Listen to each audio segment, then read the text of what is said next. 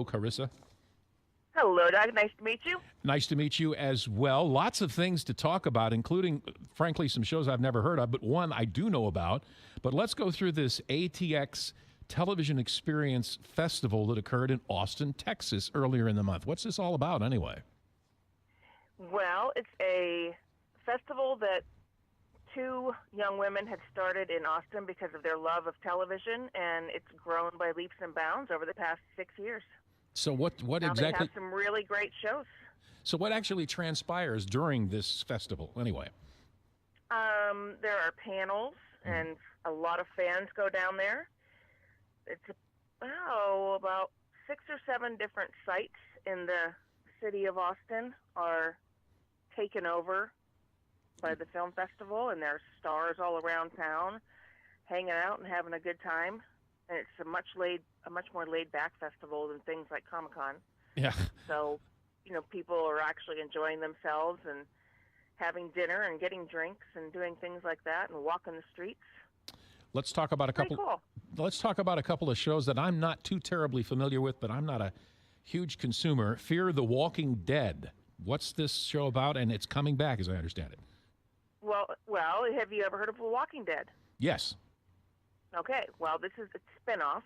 It's in its 3rd season right now, and there was a huge death on the series whenever it first premiered, and that premiered, I think it was the 3rd episode last night. Mm-hmm. And I had a chance to sit down with the cast and crew while I was there, and they talked a little bit about Travis's death and why the death was necessary. And it was essentially because his story arc had come to an end as he was unable to keep his promise to his ex-wife that he did at the beginning of the show. And he wasn't much of a killer. And in doing that, he was allowed to reunite his girlfriend Madison with her son. And so he kept her family together in what he wasn't able to do with his own. Mm. And now Madison and a new family are kind of merging together in a strange way. And she has a troubled son, and so does the other family, and she is probably going to take on the other family's son in sort of an adoptive manner. Netflix, like many other companies, is creating lots of new content, and some of it is extremely successful.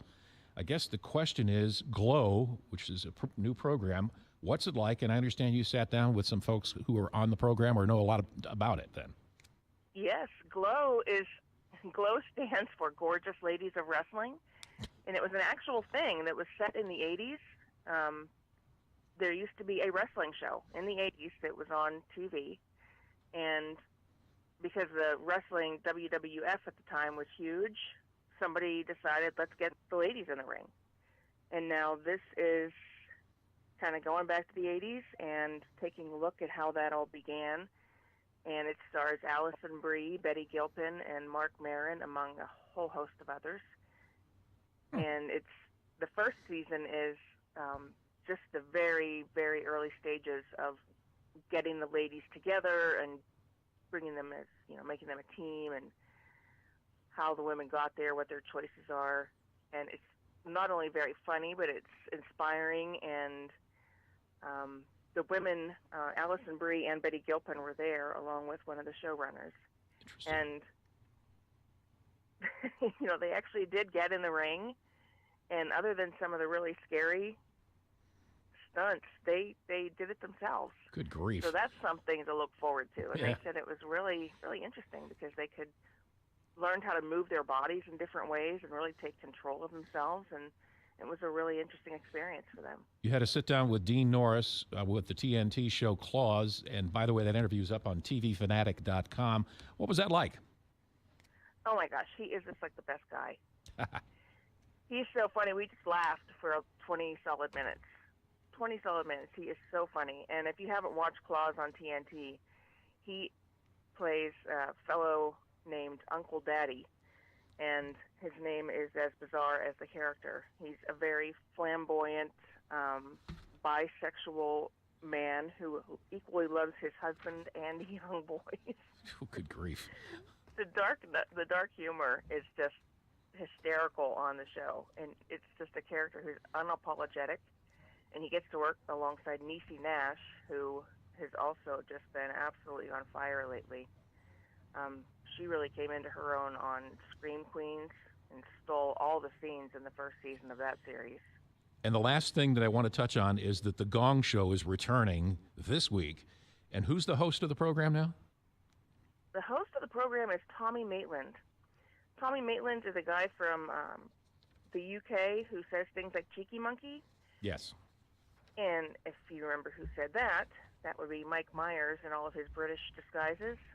And it is, from what everybody knows, although it has never been fully confirmed, Mike Myers in disguise. Really? Interesting. Yeah. Interesting. And I watched the well, not the pilot, because they didn't have the pilot available for review, but the second episode. And it's really interesting, and the characters, or the judges, go from 0s to 10 most often. It's all over the place, in other words. Yeah, very good. Yeah. All right. And it was just, it's really interesting, and it starts this Thursday, so they should check it out. Carissa, thank you so much. Good talking to you again. You too. Carissa Pavlika, managing editor at tvfanatic.com, joining us at 8:29 here on